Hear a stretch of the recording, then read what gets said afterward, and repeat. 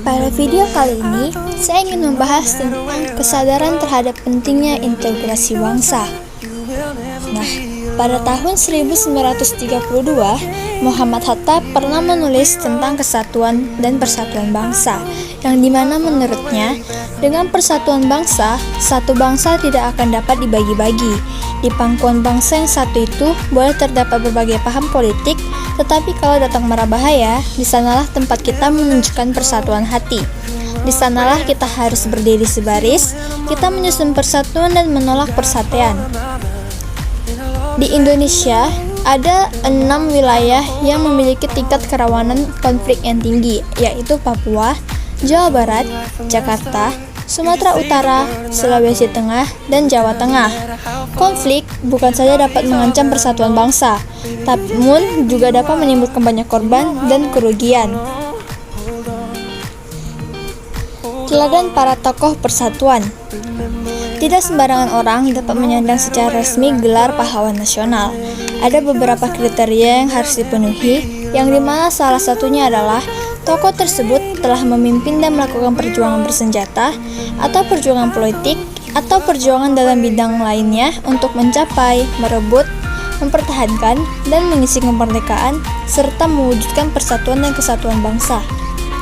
Keteladanan para tokoh pahlawan nasional Indonesia juga dapat dilihat dalam bentuk pengorbanan jabatan dan materi dari mereka yang berstatus raja. Sini kita akan melihat beberapa pahlawan nasional dari Indonesia, yang dimana yang pertama adalah Frans Kaisiepo yang berasal dari Papua. Papua adalah wilayah di Indonesia yang bahkan setelah Republik Indonesia kembali menjadi negara kesatuan pada tahun 1950 tetap berada dalam kendali Belanda. Frans Kaisiepo adalah salah seorang tokoh yang mempopulerkan lagu Indonesia Raya di Papua saat menjelang Indonesia Merdeka. Ia juga turut berperan dalam pendirian Partai Indonesia Merdeka pada tanggal 10 Mei tahun 1946. Pada tahun yang sama, Kaisiepo menjadi anggota delegasi Papua dalam konferensi Malino di Sulawesi Selatan, di mana ia sempat menyebut Papua sebagai Nederland Ieu Guinea, dengan nama Irian yang konon diambil dari bahasa Biak dan berarti daerah panas. Tahun 1948, Kaisiepo ikut berperan dalam merancang pemberontakan rakyat Biak melawan pemerintah kolonial Belanda. Yang kedua, Sultan Hamengkubuwono ke-9. Saat Indonesia merdeka, di Indonesia masih ada kerajaan-kerajaan yang berdaulat. Hebatnya, para penguasa kerajaan-kerajaan tersebut lebih memilih untuk meleburkan kerajaan mereka ke dalam negara Republik Indonesia. Pada tahun 1950-an, Sultan Hamid II dari Pontianak lebih memilih berontak hingga turut serta dalam rencana pembunuhan terhadap beberapa tokoh dan pejabat di Jakarta. Dua orang raja yang memilih untuk melawan Belanda dan bergabung dengan Negara Kesatuan Republik Indonesia adalah Sultan Hamengkubuwono ke-9 dari Yogyakarta dan Sultan Syarif Qasim II dari Kerajaan Siak. Sultan Hamengkubuwono IX pada tahun 1940 dinobatkan menjadi Raja Yogyakarta. Ia dengan tegas menunjukkan sikap nasionalismenya. Dalam pidatonya saat itu, ia mengatakan, "Walaupun saya telah menganyam pendidikan Barat yang sebenarnya, namun pertama-tama saya adalah dan tetap adalah orang Jawa." Sejak awal kemerdekaan, Sultan memberikan banyak fasilitas bagi pemerintah Republik Indonesia yang baru terbentuk untuk menjalankan roda pemerintahan. Sultan Hamengkubuwono IX juga pernah menolak tawaran Belanda yang akan menjadikannya raja seluruh Jawa setelah agresi militer Belanda II berlangsung.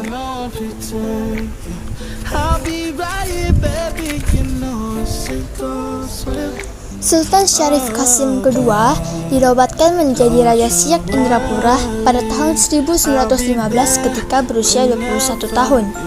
Ketika berita proklamasi kemerdekaan Indonesia sampai ke Siak, Sultan Syarif Qasim II segera mengirim surat kepada Soekarno-Hatta menyatakan kesetiaan dan dukungan terhadap pemerintah Republik Indonesia serta menyerahkan harta senilai 13 juta gulden untuk membantu perjuangan Republik Indonesia.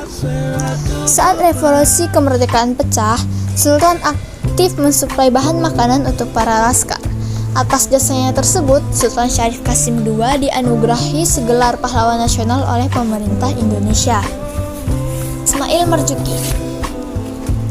Lagu-lagu yang diciptakan Ismail Marzuki sangat diwarnai oleh semangat kecintaannya terhadap tanah air.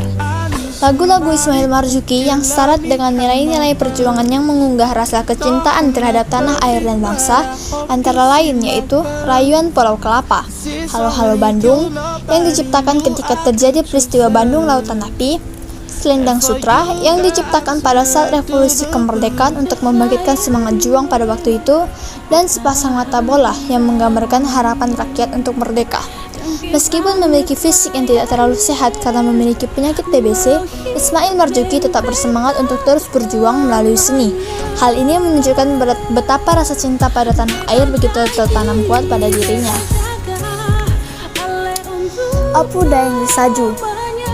Apu Daeng Risaju seorang tokoh pejuang perempuan yang menjadi pelopor gerakan Partai Sarekat Islam yang menentang kolonialisme Belanda pada waktu itu.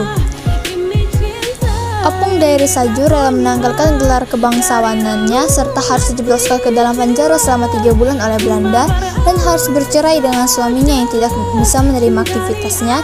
Semangat perlawanannya untuk melihat rakyatnya keluar dari cengkraman penjajahan membuat dia rela mengorbankan dirinya. Walaupun sudah mendapat tekanan yang sangat berat dari pihak kerajaan maupun pemerintah kolonial Belanda, Apu Daeng Risaju tidak menghentikan aktivitasnya. Itu yang bisa saya sampaikan pada video kali ini. Terima kasih telah menyaksikan. Sampai jumpa.